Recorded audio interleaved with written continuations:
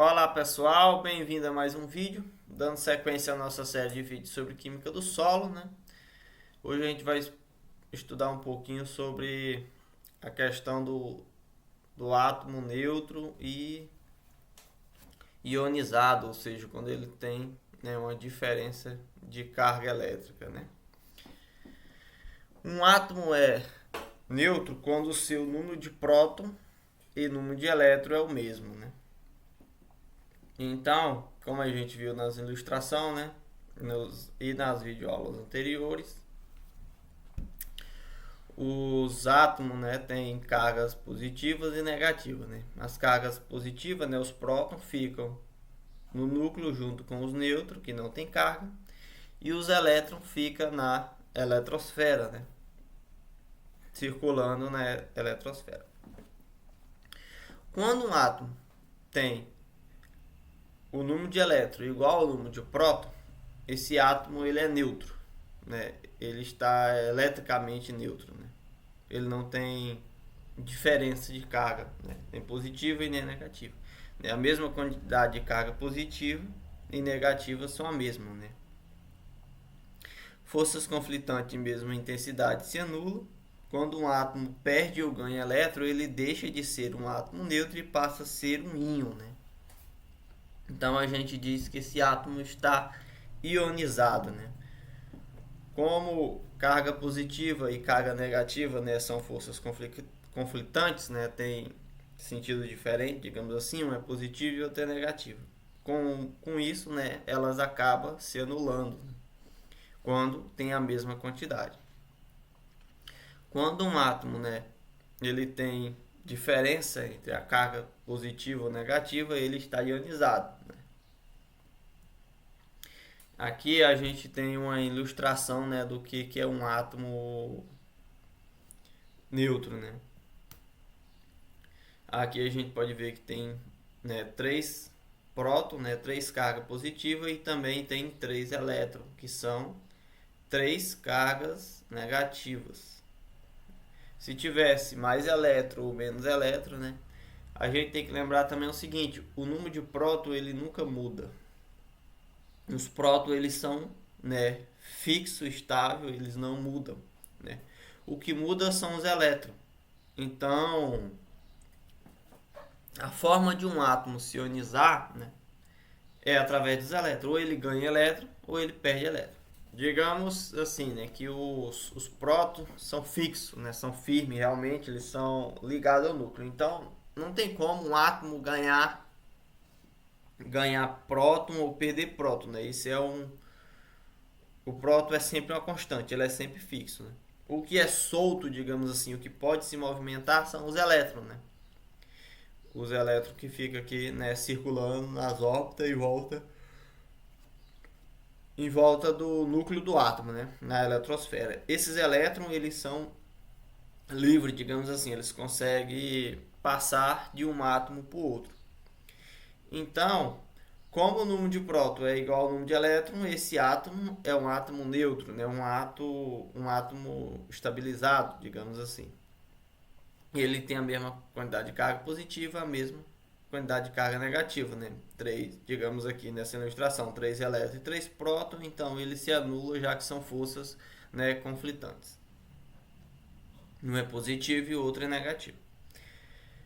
Como o átomo não ganha e nem perde cargas positivas, né? O único modo desse átomo se ionizar é perder ou ganhar elétron. Então, quando esse átomo, né, ele sofre uma reação ali química com outro átomo, com outro elemento, ele vai ganhar elétron ou vai perder elétron, né?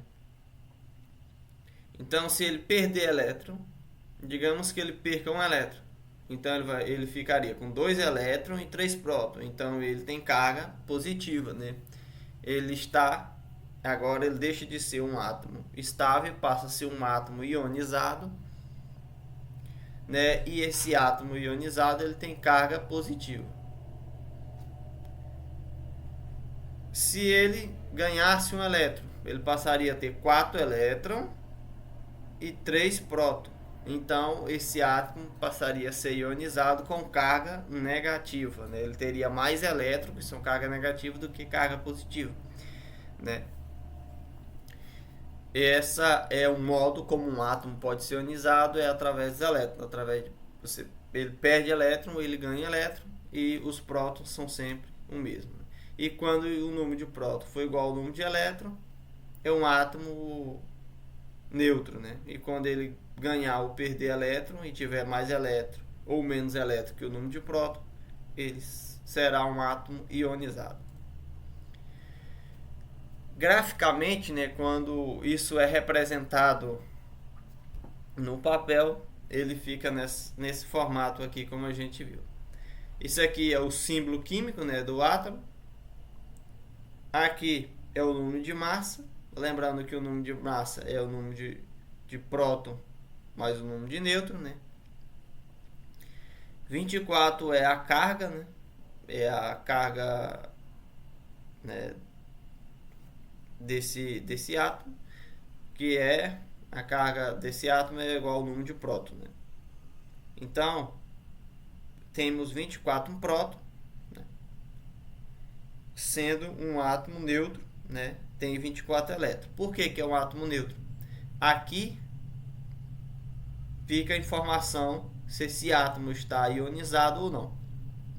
Como aqui não aparece nenhum sinal de mais, nenhum sinal de menos e nenhum número, não há cargas nesse átomo. Então ele é um átomo neutro. Uma vez que ele é um átomo neutro, o número de próton é igual ao número de elétron. A massa é o número de próton mais o número de nêutron, né? Tira 24 de 52 e chega-se ao número de nêutron, né? Dá para perceber que esse átomo tem mais nêutron do que próton. Então, o número de próton é 24. Não tem informação que esse átomo está ionizado, então ele é um átomo neutro. Num átomo neutro, o número de próton é igual ao número de elétron, então o número de elétron desse átomo também são 24 elétrons. Então, essa aqui é o modo aí como um átomo é representado na sua carga elétrica, né? Se ele estiver ionizado, essa informação vai estar aqui na parte de cima, né? Se tiver um elétron a mais, um elétron a menos, aparece só o sinal de mais ou o sinal de menos, e se tiver mais de um, apresenta o sinal de mais ou de menos e a quantidade de elétron que ele ganhou ou perdeu, né? E quando não tem nenhuma informação, esse átomo é um átomo neutro. Se ele é neutro, significa que o número de próton é igual ao número de elétron, né? Como o próton e elétron são cargas em sentido opostos, ele se anula, por isso é um átomo neutro. Né? E qual a importância da gente aprender, qual a importância de quem trabalha com solo aprender sobre átomo, neutro, com carga? Porque tem uma questão muito recorrente, né, e muito importante na agronomia, no estudo do solo, na pedologia, né, na parte de nutrição do solo, que é a CTC, né, capacidade de troca de cátion. Cátions são o quê? Cargas positivas. A gente vai estudar no próximo vídeo. Então, né, a gente precisa entender, né, a construção de um átomo, as cargas, a massa, né, e essa carga positiva ou negativa, para a gente poder entender a capacidade, né, de troca de cátion, que é um elemento importantíssimo para a gente entender essa parte de fertilidade do solo, né, como é que o solo disponibiliza os nutrientes para a planta, o nosso manejo e tudo isso, né, todo esse manejo ele tem, né, a relação é explicada através da capacidade de troca de cátion. Estudando isso a gente vai entender, né, como é que os nutrientes são disponibilizados, e o cátion é carga positiva. Se esse aqui fosse o cátion, teria aqui um sinal de mais, né? E para isso, né, a gente precisa primeiro ter esse conhecimento básico. No próximo vídeo a gente vai falar sobre o o átomo ionizado, cátions e íons, né? Então não perca também um próximo vídeo para você ter esse conhecimento completo, né? No vídeo agora a gente falou sobre átomo neutro, no próximo vídeo a gente vai falar sobre os átomos ionizados, né? E aí então dividindo em 2 vídeos aqui para não ficar muito longo, muito cansativo. Pessoal, por hoje é isso, né? A parte de átomo neutro é simples, né? No próximo vídeo a gente vai falar sobre cátion, né? E não perca para vocês entender completamente.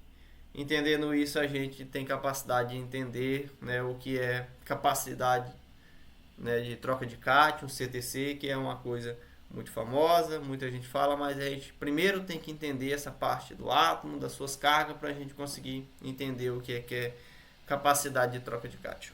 Muito obrigado por assistir até aqui e até o próximo vídeo, se Deus quiser.